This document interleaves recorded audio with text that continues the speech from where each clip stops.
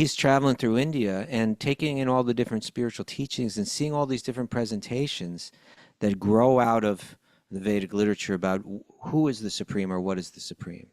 You know, is it an impersonal energy? Is it Shiva? A lot of people, is it Kali? You know, Durga? Is it, you know, is it Krishna? Is it all of them? And he landed on Krishna, right? And someone once asked him, well, why Krishna? You know, you're being presented all these different ideas, and somehow you came to the idea that Krishna is the supreme, the absolute truth. Anything else is an emanation from him, is a creation of his, a manifestation of his energy. But you're saying that Krishna is the origin, the absolute truth, the origin of everything. How did you come to that conclusion? And his answer was a really interesting answer, right? You know the answer? Is this something like he's just playing? Yeah. He's got to just play. playing on his flute, right? Yeah. Like And if you were in charge of something, wouldn't that be what you were doing? You'd be like outsourced everything to everybody else, even right. judgment. Yes, even judgment, right? Krishna doesn't have to be involved in judging us, or he said, you know, when we think of Krishna playing the flute, it's not trivial. It's really significant. You know, like what does he carry around? You know, we see the other gods have weapons in their Sure. hands, right? Clubs, Yeah, clubs, bows and axes, arrows, bows, axes. arrows, different Yeah, things. it's like warfare, stuff of Got to warfare. take care of business. There's some Yeah. serious business A to take care of. noose, Yeah, right? but yeah, what is Krishna's serious business? It's playing the flute and dancing. It's enjoying. It's Mhm. lila. It's play. That ties into, if we go back we'll read the verse, but we'll go back to the Vedanta Sutra where it's talking about what is the nature of the absolute divine play, right? And then, but it explains so little about it. What does that mean? What is the divine play? What are you talking about? What is the lila? It uses the word lila. What do you mean by that? It's not elaborated on in the Vedanta Sutra. You're not going to find that. Now, different schools will elaborate on different ways, but which ones really make sense? But if we want to find the explanation of that Vedanta Sutra verse, then we go to the Śrīmad Bhāgavatam, which is the commentary on Vedanta Sutra, and then you get a whole 10th canto about Krishna playing on his flute, right? He's standing. The whole thing leads to this moment, right, where Krishna's, you know, under full moon, you know, underneath the tree on the bank of the Yamuna River, takes out his flute and begins to play it, and he's calling the gopis. It's God calling his energies, his multifarious energies that are in this case, you know, which can refer to all of us, and in the Bhagavatam it's referring to the gopis. It's a call that comes through that beautiful. It's a beautiful, musical, irresistible, joyous sound that enters the ear and goes to their hearts and calls them to run out in the middle of the night to go to the river and dance with him. That's the serious business. Om Namo Bhagavate Vasudevaya. Om Namo Bhagavate Vasudevaya.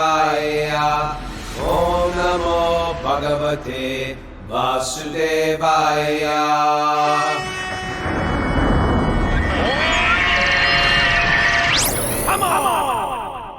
Live from Super Soul Farm, this is Wisdom of the Sages, a daily spiritual podcast with your host, Raghunath, and co-host and senior educator at the Bhakti Center in New York City, Kaustubha Das. Welcome to the show. It is April 29th, Tuesday, and this is episode 1588.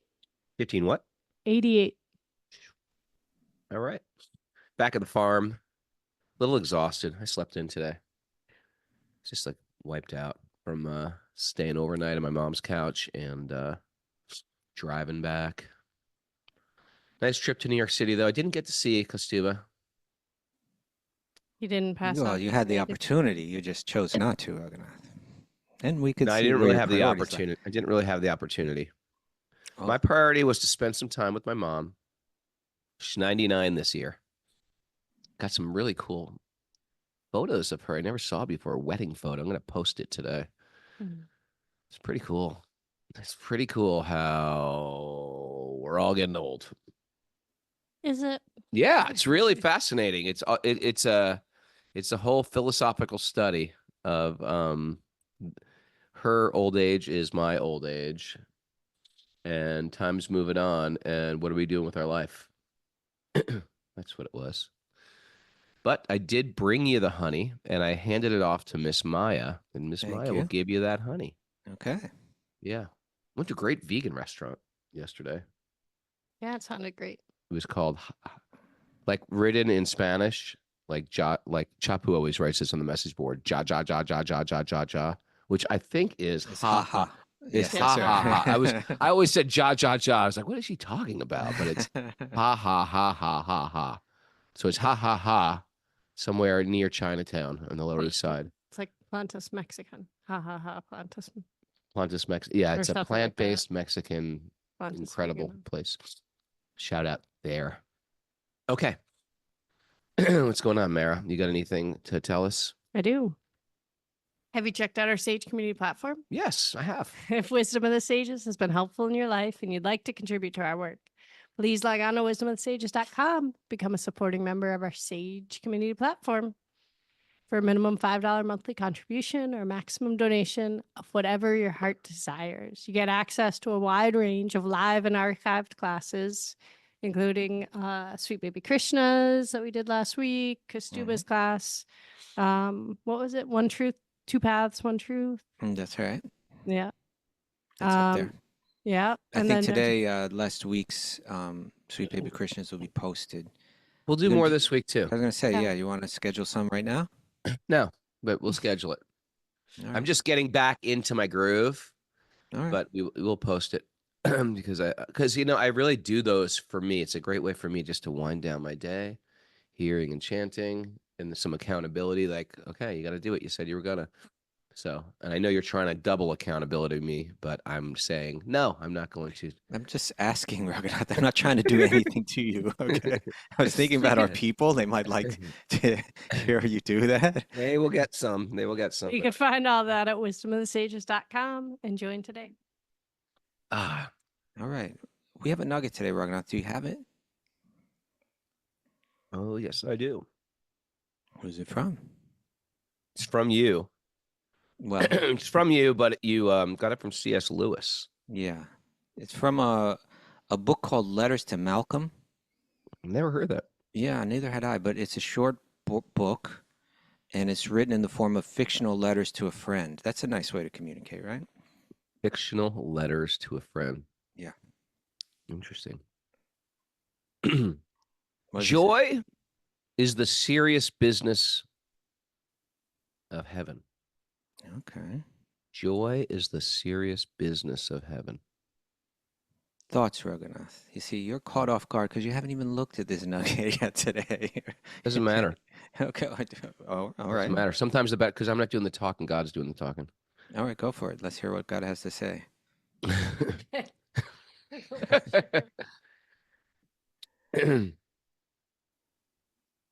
Sounds like God's The thinking material about it. realm. The material realm. I have to clear the channel, my friend. Oh, I see. Don't get Okay. it. Don't get in the way of the flow. Sorry. Let the channel flow. Let Go the for it. channel clear. Fun is the type of pleasure of this world. The quick hits of the world, the dopamine dumps of this world, the woo of this world. Joy is something of another world. And when we click into that, we're clicked into our like godly being. It's something that's lasting. It's a lifestyle. It's a connection. It's a connection with source that happens on a regular basis. And once you develop that connection, the dopamine dumps, the quick fixes seem petty. And petty because they just come and go. And after a while, we lose taste for them and we want something lasting. And sometimes it doesn't come in the form of what? It comes in the form of just a quiet,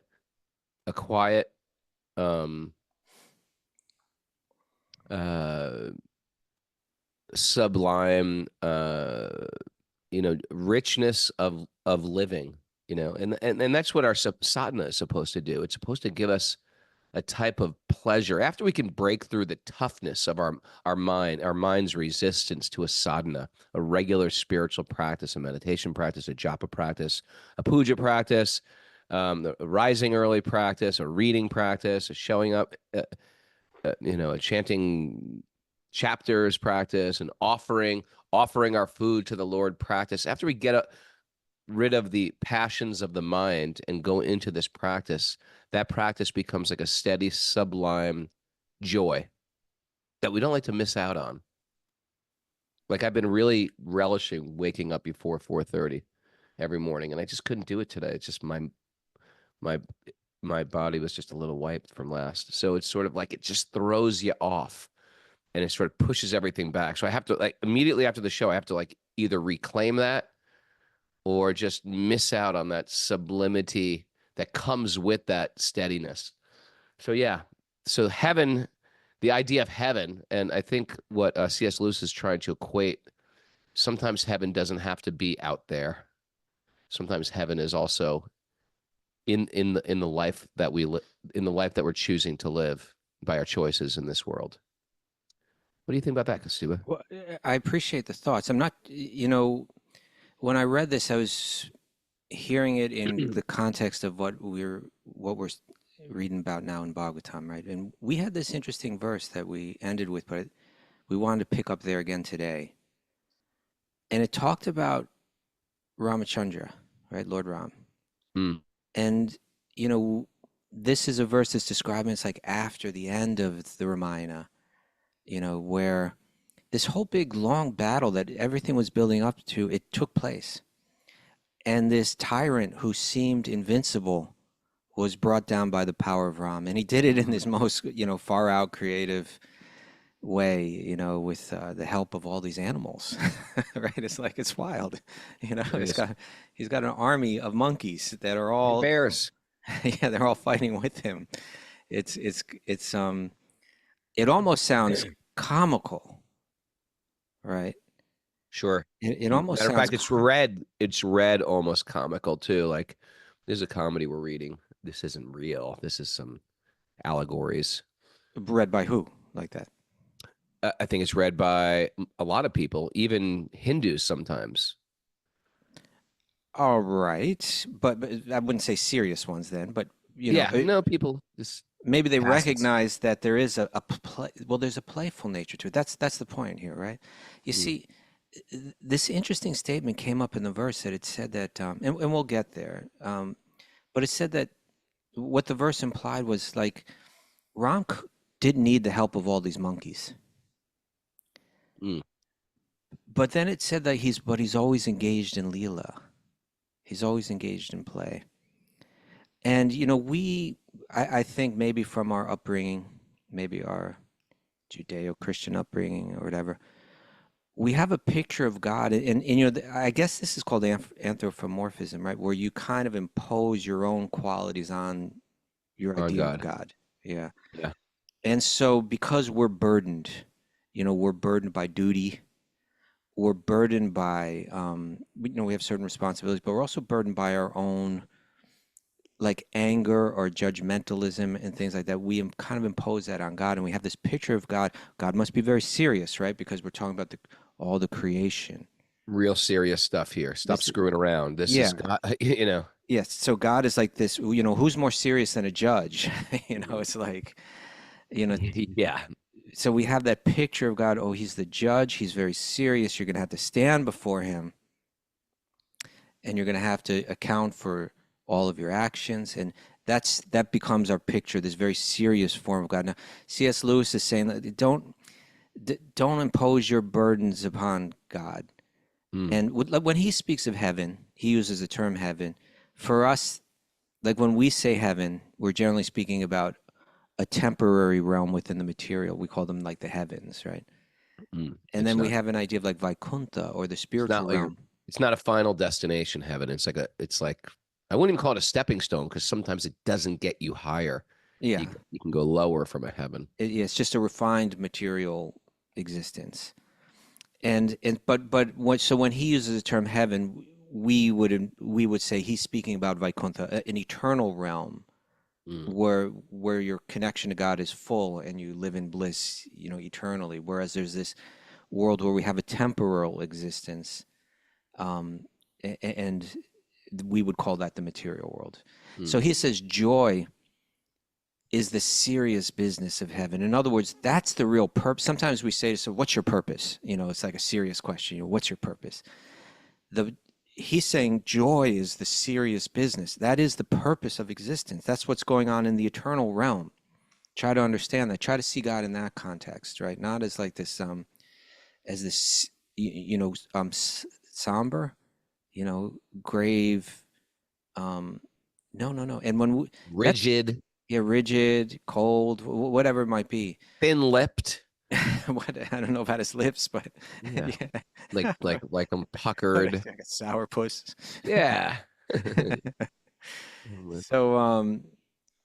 So he's speaking about the purpose of God, and he's saying this is serious, meaning this is the real purpose. This is what's behind everything. Is joy, is play. We would say is lila, and that goes back to the Upanishads and the Vedānta Sūtra, when they speak about the absolute. Maybe we'll get there too, but when they speak about the absolute truth, they're saying that he's engaged in play.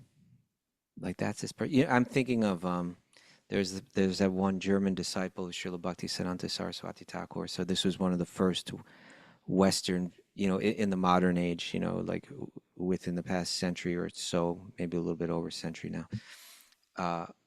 A Westerner, a German, ended up in India somehow, and he searched all over. This was when was this? Maybe the 20s or 30s? 40. Well, when did Well, there was two. There was one to pass away? There was one he initiated, and there was one who that disciple initiated on behalf of Bhakti Vedanta. That was Sadananda. Okay, well, that's not who we're talking about. We're talking about the one that was initiated by Srila Bhakti Vedanta. So that must have been probably in the 38, something like that, 30, 37. Yeah. Well, I think Srila Bhakti Vedanta Saraswati Thakur passed away like in the 30s, right? I'm not sure. I'm pretty sure. So in any case, it was, roughly a century ago. And he's traveling through India and taking in all the different spiritual teachings and seeing all these different presentations that grow out of the Vedic literature about who is the supreme or what is the supreme. Is it an impersonal energy? Is it Shiva? A lot of people, is it Kali, Durga? Is it, is it Krishna? Is it all of them? And he landed on Krishna. Right. And someone once asked him, well, why Krishna? You're being presented all these different ideas, and somehow you came to the idea that Krishna is the supreme, the absolute truth. Anything else is an emanation from him, is a creation of a manifestation of his energy. But you're saying that Krishna is the origin, the absolute truth, the origin of everything. How did you come to that conclusion? And his answer was a really interesting answer, right? You know the answer? Is this something like he's just playing? Yeah. He's just playing on his flute, right? Yeah. Like and if you were in charge of something, wouldn't that be what you were doing? You'd be like outsourced everything to everybody else, even judgment. Yes, even judgment, right? Krishna doesn't have to be involved in judging us, or he said, when we think of Krishna playing the flute, it's not trivial. It's really significant. Like what does he carry around? We see the other gods have weapons in their hands, right? Clubs. Yeah. Clubs, bows axes, and arrows, arrows, different things. Yeah, it's like warfare, stuff of warfare. Got to take care of business. There's some serious business a to noose, take care of. Right? Yeah, but what is Krishna's serious business? It's playing the flute and dancing. It's enjoying. It's lila. It's play. That ties into, if we go back and we'll read the verse, but we'll go back to the Vedānta Sūtra, where it's talking about what is the nature of the absolute divine play, right? And then, but it explains so little about it. What does that mean? What is the divine play? What are you talking about? What is the Leela? It uses the word Leela. What do you mean by that? It's not elaborated on in the Vedānta Sūtra. You're not going to find that. Now, different schools will elaborate on different ways, but which ones really make sense? But if we want to find the explanation of that Vedanta Sutra verse, then we go to the Śrīmad Bhāgavatam, which is the commentary on Vedanta Sutra, and then you get a whole 10th canto about Krishna playing on his flute, right? He's standing. The whole thing leads to this moment, right, where Krishna's, under full moon, underneath the tree on the bank of the Yamuna River, takes out his flute and begins to play it, and he's calling the gopis. It's God calling his energies, his multifarious energies that are, in this case, which can refer to all of us, and in the Bhagavatam it's referring to the gopis. It's a call that comes through that beautiful. It's a beautiful, musical, irresistible, joyous sound that enters the ear and goes to their hearts and calls them to run out in the middle of the night to go to the river and dance with him. That's the serious business, right? That's the serious. So I think C.S. Lewis, he's onto something, right? He's onto something about the nature of God. He's seeing deeper than the average, religionist is seeing. But if you want to come over to the Bhagavatam, you're going to hear about that in great detail. Oh, how does he play? Even when it seems like he's got serious business to do, like to take down the tyrant, he does it in the most playful way. It's all his lila, it's all his play. But what to speak of, like, if you get to the very essence of all existence, is Krishna playing that flute. So we can read more about this, but I thought that's it's insightful on his part, and it's an interesting way that he phrased it. Joy is the serious business of heaven. It's the purpose, right? It's the purpose of existence. All right, let's dive. Let's dive into the deep honeypot. Narayanam namaskritya naram chaiva narottamam devim saraswatim vyasam tato jayam madirayat. Before we start in the Śrīmad Bhāgavatam, which is our very means of conquest, one should offer respectful obeisances to the Supreme Lord Narayan, unto Narayan Rishi, the supermost human being, to Mother Saraswati, the goddess of learning, and to Srila Vyasadeva, the author. Nasta prayeshu bhadreshu nityam bhagavat sevaya bhagavati utamashloke bhaktir bhavati naishtiki. By regular attendance in classes in the Bhagavatam and by rendering service to the pure devotees, all that is troublesome of the heart will become eradicated, and loving service to the Supreme Lord, who is praised with transcendental songs, will be established as an irrevocable fact. Om Jnana Timarandasya Jnananjana Shalakaya Chakshurunmadatam Yena Tasmai Shri Gurave Namaha. I was born in the darkness of ignorance, and my teachers are opening my eyes with the torchlight of knowledge. I offer my obeisances at their lotus feet. Reading from the Śrīmad Bhāgavatam, Canto 9, Chapter 11, Text 20. Yeah, we'll read 20 again, and I would love to hear you read the commentary, Raghunath. 20. So this is now, it's told the whole story of Ram's Leela, and the next 4 verses are speaking kind of like glorifying the special qualities of Ram, right? So it told the story, and now it's just saying, look what we can see in his life. Look who he is, what he's like. Lord Ramachandra's reputation for having killed Ravana with showers of arrows at the request of the demigods and for having built a bridge over the ocean does not constitute the factual glory of the Supreme Personality of Godhead, Lord Ramachandra. You see, so let me just pause. So it might seem like, look how glorious he is. He killed the tyrant, that nobody else could kill. That's not even what he's really all about. He can do all these fantastic things, but that's not his specialty. His spiritual body is always engaged in various pastimes. Lord Ramachandra. That's the specialty, right? It's like he's got these beautiful he's engaging through this divine play. He's sharing love, and that love is the very purpose of our existence and his existence. And it's an incredibly wonderful, overwhelming thing that makes everything else pale in comparison. Now, Lord Ramachandra has no equal or superior, and therefore he had no need to take help from the monkeys to gain victory over Ravana. All right. This phrase that he had no need, it goes. We're saying that Bhagavatam is the commentary on Vedanta Sutra. It's and Vedanta Sutra is the summary of all the Upanishads teachings. Say that again. I think it's important. Okay, so say that again. You have the 4 Vedas, which teach how to live a nice materialistic life and make some progress and evolve a bit. That's fine. Yeah. It's a sort of a metaphysical way to move up the galaxy, Take so a to step, speak. Yeah, take a step out of pure selfishness. Yeah, and because we use this word heaven, and that word is oftentimes the swarga is translated to heaven. These higher planets are considered heavens. It might sound like this is a religious experience, and although it's metaphysical, it's not of this world. It is not leaving the material world. There's a ceiling on what the Vedas offer, and Yeah, so the four Vedas. the four Vedas. Yeah, being But specific. we're talking about something out of this material realm. Yeah. And that's where the Upanishads come, which are technically, they're part of the four Vedas. But because their emphasis is so distinct, so different, because it takes things in a new direction really clearly, they're commonly just referred to as separate, as, in contrast to the Vedas. Sure. And so the Upanishads are saying, no, don't make your focus trying to enjoy this material world, even the heavens, right? Even the most enjoyable, topmost part of the material realm. But go within, understand your spiritual nature that's beyond all this. Understand that there is an absolute truth, right? The Upanishads really are about understanding this absolute truth. Think about life. Think about who you are, where you come from.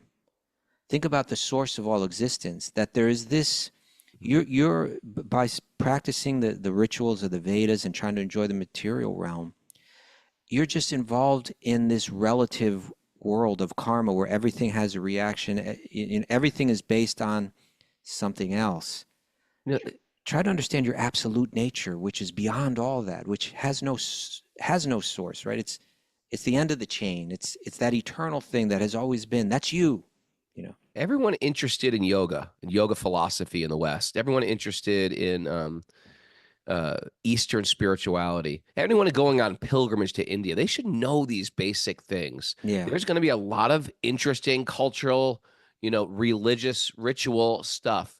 A lot of it is is how to get a better life in your next life or in this life, but not necessarily a spiritual practice. Even though it just feels a little otherworldly, you might mistake that for spiritual, because it's a higher pleasure. It's a more refined pleasure. Right. And then the Upanishads puncture through that and say, actually, no, you're God. You have these qualities of God. Excuse me. You choked up when you said that. Choked up. You have these qualities of God you're forgetting about. You're not of this realm. And when we hear that, we're like, oh, wow, that's very, very interesting. And these Bhakti Shastras, this Bhakti literature is going to say a whole nother thing. Not only are you not God, but we're part of God. We're here to serve God. And God has distinct form separate than the light emanating from that form. Yeah. You explain that so clearly, Raghunath. It's like the Upanishads are going to say, focus on the absolute truth, right? Atato Brahma Jignasa. Now is the time to inquire into Brahman, that absolute truth, that divine energy that's not derived from any other energy, that's not in any way relative according to time or place, that is the source of everything, that from which everything emanated from. Find out that. And then it's going to say, you are that, right? Tattvamasi, you are that energy, that eternal absolute energy. But the question is, how do you understand these statements? Because again, the Upanishads, what to speak of the Vedanta Sūtra, are very cryptic. How am I that? Shankar is going to come along and say, you are that absolutely. You are that energy, and there's nothing else that exists. Anything that you think exists is illusion. You are that. And then and that's called Advaita, non-different. And then Go on. I'm going to say then Ramanuja comes along, who's got a bhakti presentation. He's going to, and his philosophy is called Vaishishta Dvaita, which literally means qualified non-dualism. Yes, you are that, but we need to qualify that, right? You're not that in every sense. You are the energy of God, but you have your own eternal, separate, limited existence, right? So yes, you are that spiritual energy, but qualified non-dualism. And then different commentators are going to come and give their nuanced interpretations of it. But the Upanishads come and they speak about understanding this absolute spiritual energy. You are that energy, etc. But they're cryptic. They're not easy to understand. They don't speak so clear that you can read the verse and be like, what? I don't get it. They require commentaries. And then there's 108 Upanishads. and they're kind of like a little all over the place. See, it's a little bit hard to see a clear system being presented. Mm. So then Vyas composes the Vedānta Sūtra, or sometimes called the Brahma Sutra, which is a systematic and condensed presentation of the teachings of the Upanishads. That it follows a clear path. It explains here. Now we're going to explain this point. Now we're going to explain that point. But still, because it's written in sutra form, it's still super cryptic. How do I understand this? So there's a statement in the Upanishad, and Prabhupada's going to get. There's two real important statements, but when in this verse, when we hear that he had no need to take help from the monkeys to gain victory over Ram, this idea that the absolute truth has no needs, right? Why God must have no needs? The absolute truth, it wouldn't be absolute if it had needs. It's like it would be I'm relative to my needs. It would be a dependent being. That's right. So that phrase, for someone who's familiar with studying Vedanta, when you hear he had no needs, it brings your mind to these verses from the Upanishads or from the Vedanta Sutra. Here it's saying that his real glory wasn't this, that he was able to conquer this really, it wasn't his power. And then it mentions that he's always engaged in Leela. And that he has no needs. That's bringing us right back to the Upanishad. And Prabhupada's going to quote from one of these. He's going to go to this Svetashvatara Upanishad, which, from what I understand, is the teachings of a sage named Svetashvatara. The Svetashvatara Upanishad is one of those Upanishads that it seems to, although it's cryptic, it seems to speak a lot about God being a person, and so we're going to hear about that here. And why don't you start the commentary, and we'll just start moving through it. So it starts off with this Sanskrit quote from the Svetasvatara Upanishad, which I won't read, but here's the English translation. The Supreme Lord has nothing to do. Not bored, though. And no one is found to be equal or greater than him, for everything is done naturally and systematically by his multifarious energies. Okay, Lord, so the idea here is he has a few real important points here, right? Is that it's right off the bat, it says he has nothing to do. We have needs. If I'm going to survive, I need to eat, right? It appears that my existence is dependent on food, which comes from another source, which I need to work in order to fulfill that need. God has no needs within this world for survival. That's right. Even just for my survival, what to speak of my enjoyment, I need to work in this world to get stuff done. It's saying that absolute truth, natasya karyam, has no work to do. Karnam cha vidyate, that it seems that he has no tools that he needs to work with to get stuff done like we have. We got work, we've got the paraphernalia that we need for work to get things done. Even if we look at the gods and goddesses, they're all holding their different tools, right? Yeah, they got their jobs. They got a noose. Who's got a noose? They got a noose. They got to do something with that noose. I think Hanuman's got a noose. He's trying to choke somebody. So there's nothing found that's equal to or greater than him. It says, okay, absolute, right? There's no source that he's dependent on. And then this Parasya Shaktir Vividaya Vishruyate, this is something that Prabhupada quotes a lot in his commentaries. It's a really important statement, right? That his multifarious energies accomplish everything. Everything's effortless for him. He's got energies that just fulfill his will, right?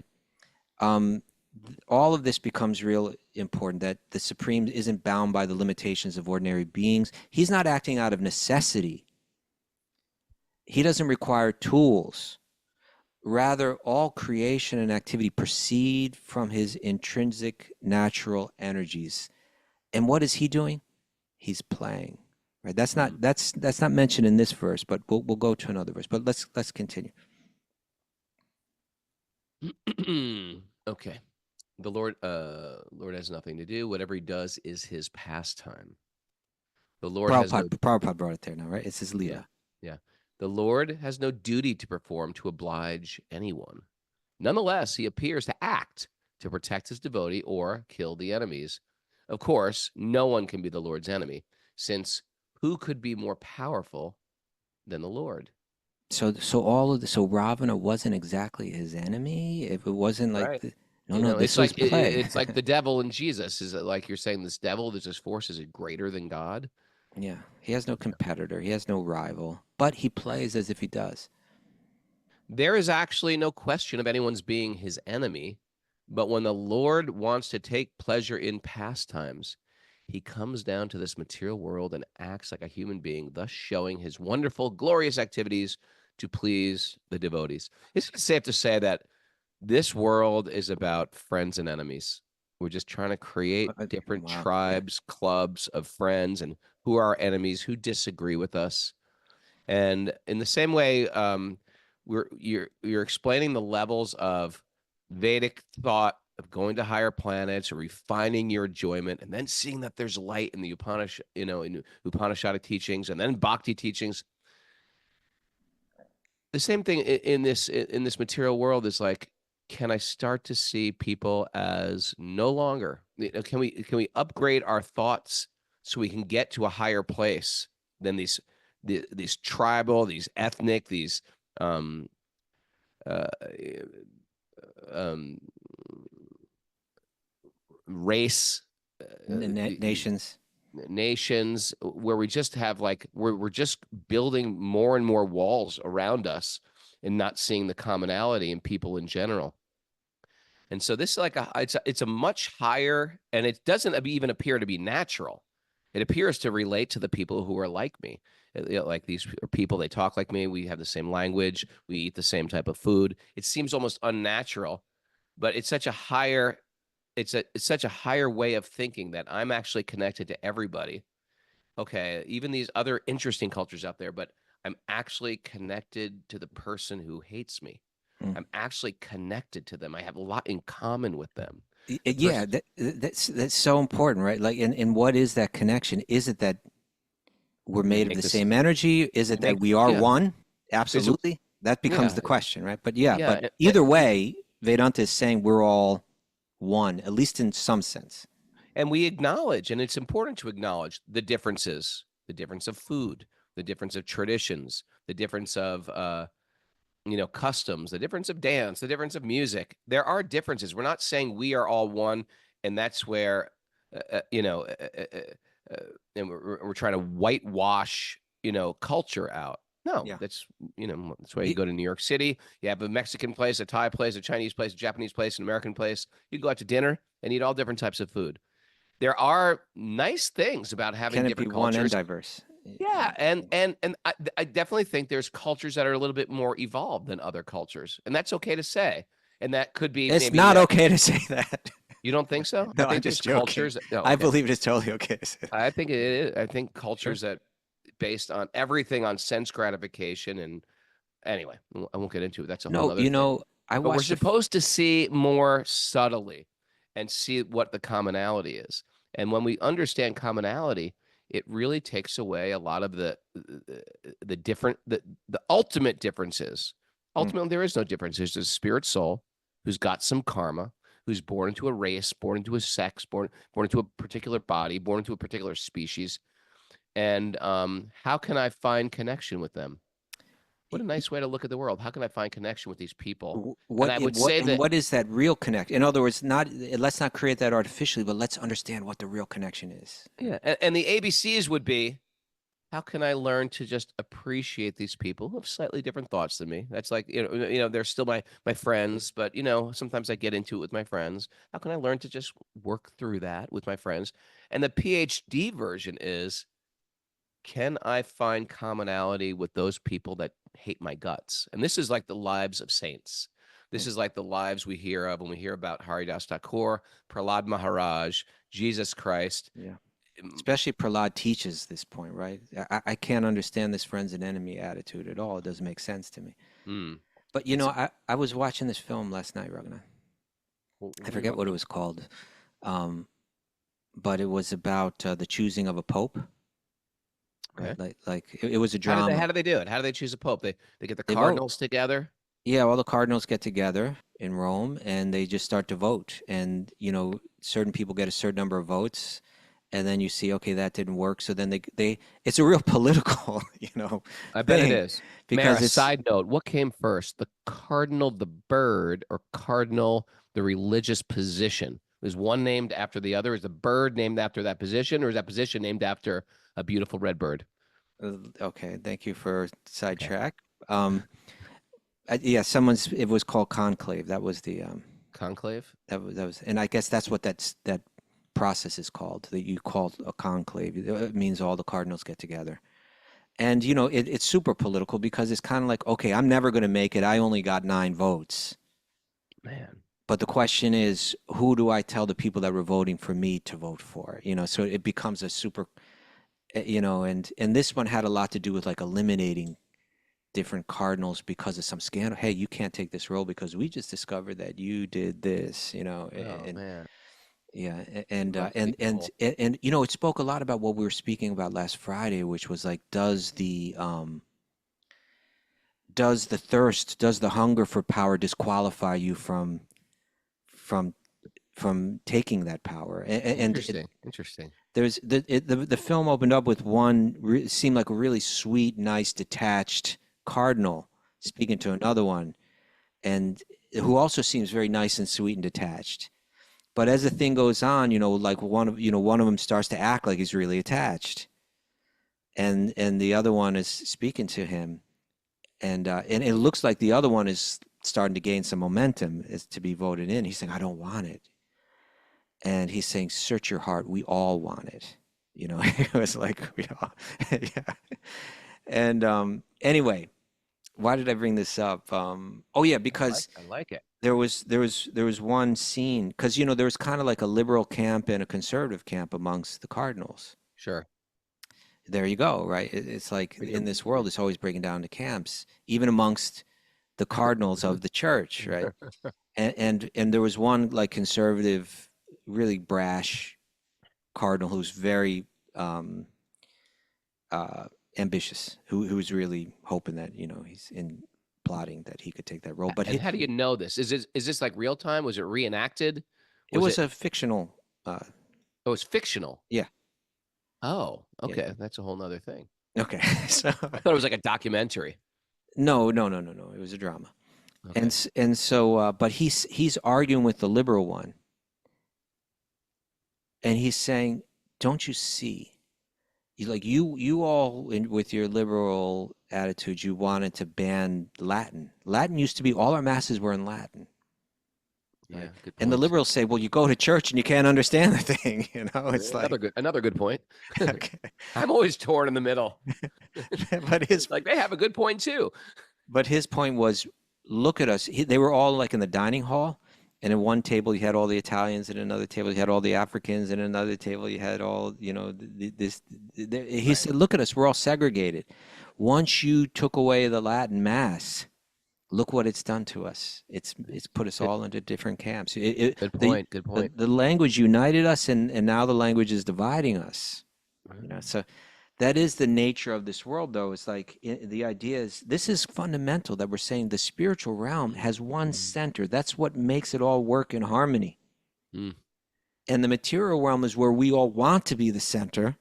And so, as you were saying, by nature, it breaks into friends and enemies. It breaks into different camps. By nature, it's a realm of conflict. Okay. Very interesting. The bird was named after the cardinal robes. Very good. Good to know. Share Okay. that. How did it wind up, the story? Can you be a spoiler for me? Okay, spoiler if anybody's watching it, but Is it based on a true story? That's another question. no, I don't think so. It probably had a lot of truthful elements in it. Yeah. Ambition is a very truthful It had a element, lot to and do with ambition, but there was this one cardinal that showed up that nobody had ever heard of before. He was like, it was like the Karna of the Cardinals. I think he was comes Mexican. out of nowhere. And he said everyone seemed, well, at least the liberals, liked the previous pope. And this new guy showed up. Nobody's ever heard of him, and he's here to vote. And he reveals that there was some Latin term that he was like this pope that was kind of kept secret. I'm sorry, not pope, cardinal that was kind of kept secret because he was working in Kabul. right? And he had taken on all these different posts, like in the most hardest places. You know, you want to be a Catholic cardinal in Afghanistan. You Yeah. know, it's like, you know, so at first you kind of get the feeling, oh, he's up to some plot. He's not real. He's fake. This whole thing can't be true. That he's, you know, that he's an authentic cardinal. But Right. then you begin to realize actually he's the one that embodies the spirit of Jesus the most. He's got no fame, he's got no reputation, and he's taking on the hardest jobs, you know, out of compassion. Mm. In the long run, he becomes the Pope. And then there's a twist to All that too. right. Maybe we'll see it. Maybe we'll see that, Mara. Okay, Me but and we Mara have yet to see a movie together. but we still got some stuff to cover here, Raghunath. So why don't you complete this in this commentary? There's actually no question of anyone. There's actually no question of anyone's being his enemy. But when the Lord wants to take pleasure in pastimes, he comes down to this material world and acts like a human being, thus showing his wonderful, glorious activities to please the devotees. His devotees always want to see the Lord victorious in varied activities, and therefore, to please himself and them, the Lord sometimes agrees to act as a human being and perform wonderful and common pastimes for the satisfaction of the devotees. Okay. So here's a picture of that absolute truth. Now you see, in the Vedanta Sutra, a really important question is going to be raised. Is like, okay, if we're going to understand that there is this absolute truth that's dependent on nothing, that everything emanates from. If that absolute truth is truly absolute, not dependent on anything, complete, Purnam, right? Om Purnam Madaha Purnamidam, fully complete in itself, why does the creation exist? Why would this supreme absolute existence, whether you want to call it a being or existence or consciousness, why would it create if it's already complete? Don't we create out of a lack, out of a need, out of a want, out of a lack of wholeness, right? Why do we build a house? Because I need a house. I don't have one right now and I need one, right? Why do we work in the world? Because we need to get something that we don't have because we feel incomplete without it. Why would the Are these supreme God's needs to create a universe? what would be the need for the absolute truth? You know, why would the perfect self-sufficient absolute create? That's the question that's asked. And the answer in the Vedanta Sutra is lokavatu lila kaivalyam. Kaivalya means just like without anything else, right? Lila kaivalyam. He, for no other reason than play, for no other reason than lila, the absolute creates. And then it says lokavatu, which means like just like you see in this world, sometimes someone acts merely out of play without any need. You know, a drunken person is dancing and singing. It's not like they're trying to accomplish anything. It's just like out of their own playfulness. They're acting, right? So it seems that all actions that seem to be motivated by some personal desire, wouldn't the act of creation imply some deficiency or motive, something that compromises the absolute nature of the absolute? And the answer is that it's Leela. Now, here's the question. How do you how do the different schools of Vedanta interpret that? There is a school of Advaita Vedanta. They're saying that this whole realm is illusory, and it all manifests out of the play, the Leela, of the one absolute truth, which is all that exists. Okay, but then let's look at this world, and let's look at what happens and what we experience here. They're saying we are all God under illusion. Somehow God came under illusion. Why? For the purpose of play. We experience this world of duality as the play of the all-powerful absolute divine, right? well, then what the hell is going on? Like, what kind of play is this? You know, it's like, why am I suffering intensely? Oh, it's all just play. It's all just Leela. It's really not a coherent explanation, right? Why do I have irritable bowel syndrome? Why do I have a toothache? You know, why do we see, disease and intense suffering and so on? It's all just play. It's all Leela, Prabhu. Now, the Vaishnava understanding is that, one, this world isn't all there is to creation. It's not that just this material realm is all that there is. We say that the spiritual realm is the primary creation. And why does the spiritual realm exist? Solely for play, right? It's like there's no other reason except that Krishna loves, and we're created to receive his love. And when we receive that love, we feel it so deeply that we can do nothing but express our love back for him. That's the serious business of heaven, right? That's the serious. That's the purpose of all existence, is this exchange of love. Creation exists for that purpose. It's like in a household. There's laws and rules of a household when you're raising kids. And sometimes you get one kid who's pushing against the law. Mom, I want to stay out all night. Mom, I want to go out to this club. Mom, I want to go out to this party. And they push and push and push. And out of love, there are those parameters. That's why there are parameters. That's why there are laws. It actually give you more pleasure. But sometimes out of love also, the mother says, fine, just go. Just do whatever you want. Okay. I've laid it down. Here are the rules. Just do whatever you want. And then once they're out, there's you want to be a man? Go reap the fruits of being a man. You know what I mean? Yeah, and see, making these you want to be choices on independent. your own. You want to be independent. Go taste Sometimes what people have to independence is learn like. that.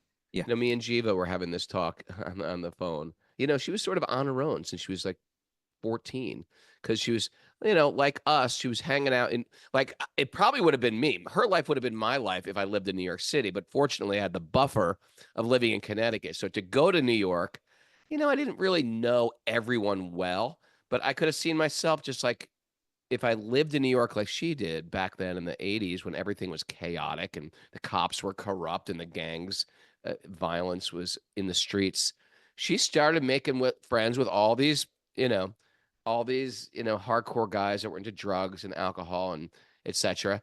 And then when her parents were like, listen, there's rules of the house, you know, if you don't want to follow the rules, get out of here. And she was just like, oh, okay, I'll just get out of here.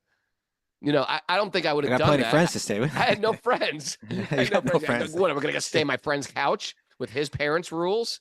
How having no friends saved Raghunath's life. Well, I had friends, but they were all under the jurisdiction of their parents. Oh. Whereas back then, you know, if you're 14, you could find some like 24-year-old dude who was living in a horrible apartment in the Avenue B. And you could just live there with a bunch of other crazy kids. And so, yeah, once you choose, I want to be independent. That's okay. God says you can, but now you're in this world of cause the realm and of effect. action and reaction. Yeah, the realm of consequence. And it's also a type of love, because ultimately the parent really wants you to grow up, and that's a way of growing up too. Jiva's grown up, but she took a very hard road to get there. But if you hear her now, she's very sober. She co-hosts the show with us sometimes. But it was a very long, arduous path that she had to figure out through trial and error. Right. And so this is the point right here. Both schools of philosophy, both the Advaita Vedanta and Bhakti Vedanta, they both accept that the absolute is independent, and they both accept that creation exists for the purpose of Leela. Now, who's got the more coherent explanation of that, of like why, you know, how to explain this creation? Oh, all that suffering you're going through and your irritable bowel syndrome, that's God's play. To me, that is not at all a coherent explanation. But this is a coherent explanation, that this material realm of suffering is just one part of a much larger creation, and all of it just exists for Leela, for divine play. I would love to sit down a bunch of cardinals, Kaustubha, and just say, listen, I'm not trying to convert you guys. Hear me out, though. This is going to enhance your spiritual practice. Hear me. And just tell them all this stuff. We could help them. Okay. Could I complete this point? We're Yeah, getting to the end of the show. You inspired me. What can I say? Okay. So I'm not talking about to the cardinals. I'm talking to the Advaita Vedantins. Okay. Right. That this all of creation, the unlimited Vaikuntha exists for play. That's easy to look at and understand, right? There's nothing but the share of love and enjoyment there. And the material realm is for those, it's still serving the purpose of play by rectifying those who don't play nicely, right?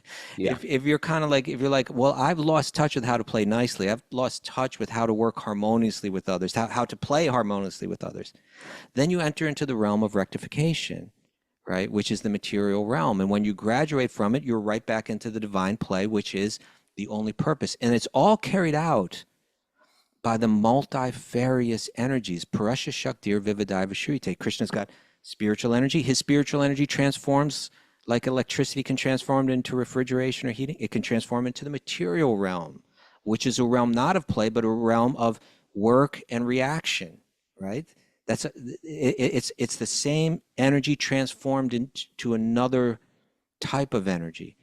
It's all Brahman, but it manifests into this. It's a very clear, coherent explanation of it. Whereas the Advaita Vedanta explanation, oh yeah, your toothache, that's Leela. It makes no sense, right? So here we have Lord Ram.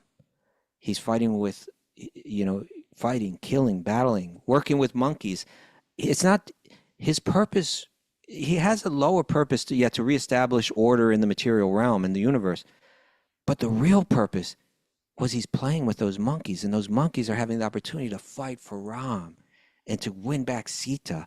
And the love that they exchange in fighting together is the real purpose, right? And our being able to witness that and that it evokes love in the hearts of every living, that's the purpose, right? Ultimately, his purpose is this loving divine adventure and play. All right. Ooh, it's time. That happened quick. Just in time. The dog's barking. All right, Miss Mara. Miss Mara, how we doing? Got some takeaways for us? What can we take into our day today? Joy is quiet, lasting connection to the divine. Okay. Sometimes not so quiet, but Don't impose your burdens of duty and judgment on God. Yep. The absolute truth has no needs. no needs. God has no enemies or competitors. Even though sometimes it appears that way, no. Yeah. Can we upgrade our thoughts to a higher place than friends and enemies? Can we? Question. Let's give it a try today. Let's try that. See the subtle commonality and find the real connection. Okay. There's a commonality underneath it, all right, Raghunath? Let's start to speak Latin again. I am connected to you. Oh, You are connected to me. The spiritual realm is harmonious because it just has one center.